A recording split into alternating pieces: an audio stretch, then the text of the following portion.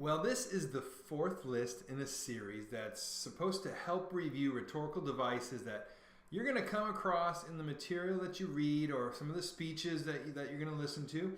Now specifically, right, this is supposed to help with questions you could encounter on the AP language multiple choice section, because some of those questions they get really specific and say, what rhetorical device is this? And you're also going to have to write a rhetorical analysis essay, just in case no one's told you that little bit of news, right? So what I always want to say, and I'll say it again, is remember that just knowing and identifying rhetorical devices and just listing them in an essay is not going to earn you a passing grade. The real deal is that you have to know the author's purpose in the passage and talk about how some of the rhetorical devices being used help achieve that purpose, right? You can still get a good score without specifically naming a bunch of rhetorical devices, as long as you focus on what the writing is doing to actually help the author achieve the purpose. So to pull that off, you do have to understand what a rhetorical device does, even if you don't specifically name it. So at the very least, these lists are going to give you an idea of the uses and functions of a lot of rhetorical devices. So when you read a passage, you can see how the author is using the language to argue the purpose.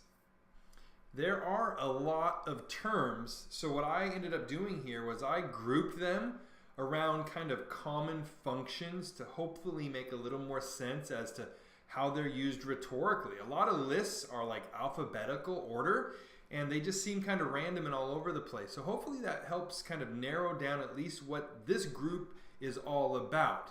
So list 4 talks through a lot of the rhetorical devices about when an author doesn't give all the details, does not spell things out for us, or is just kind of vague. So we're going to talk through those and some of the reasons an author may employ those kinds of rhetorical devices. So list 4, connect the dots. Here we go. Since this is actually the fourth list, we are starting with number 37, and you can find all of the other lists in the playlist. So ambiguity is number 37. This is when an author is intentionally vague, whether he or she is not drawing a definite conclusion or is holding back from some interpretations.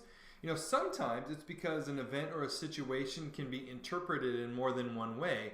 I wouldn't think that ambiguity would be used very much in strong arguments. But if an author wants an audience to think through the issue or draw their own conclusions, well, then he or she might withhold some of his or her own thoughts. It could be philosophical, or it could be an exploratory piece of writing as well that doesn't need everything spelled out for the reader.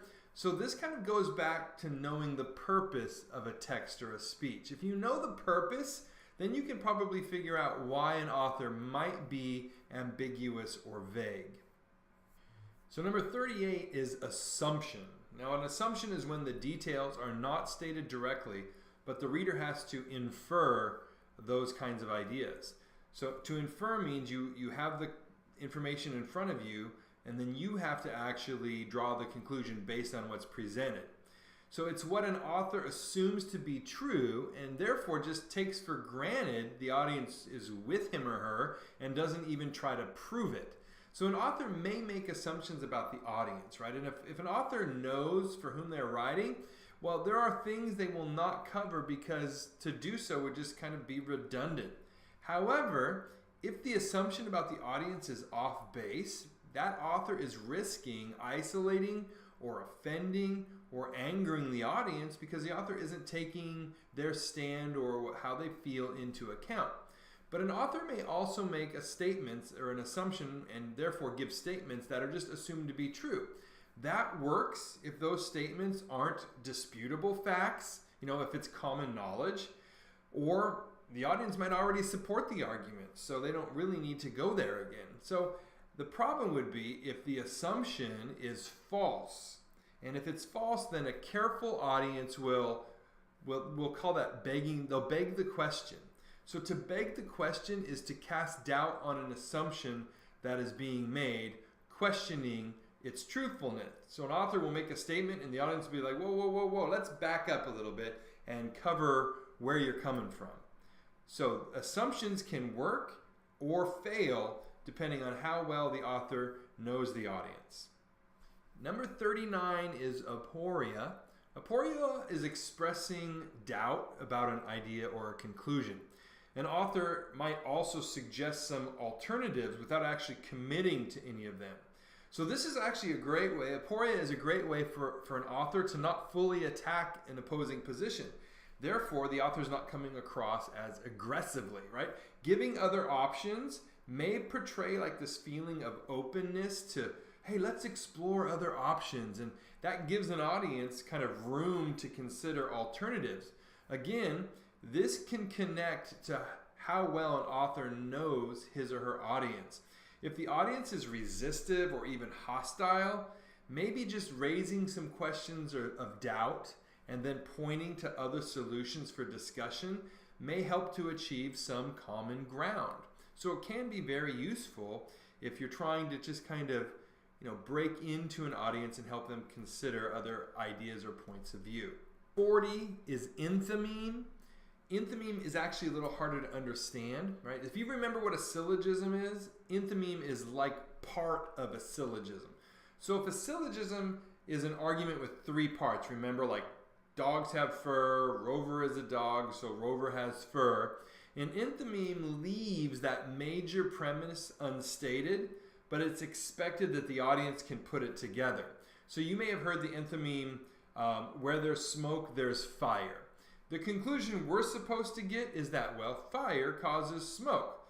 So sometimes the author wants the audience to put that together, right? The audience is coming up with the conclusion themselves.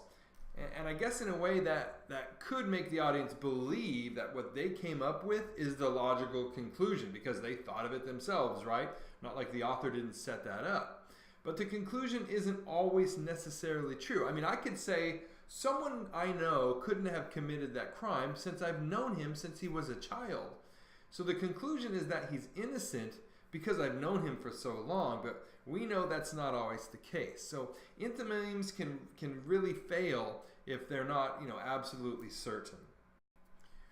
41 is elliptical or elliptical construction. So if an author employs an elliptical construction in sentences, there's a deliberate omission of words, but because of the context of the sentence, right, they can fill in the information.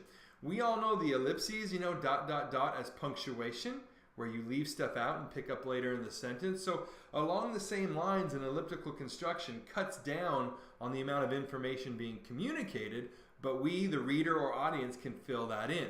So an author can say something like, eventually France fell to the Nazis, Poland the same. What I mean by the same is really easily filled in by you. So you can see this is useful for an author wanting to not be redundant or to not dwell on unnecessary information or to move an argument along more quickly so they can get to where they want to spend their time. The last term, 42, is the old familiar rhetorical question. So this is one that most of us know. We've all seen authors ask questions where we can see what answer we're actually expected or supposed to give.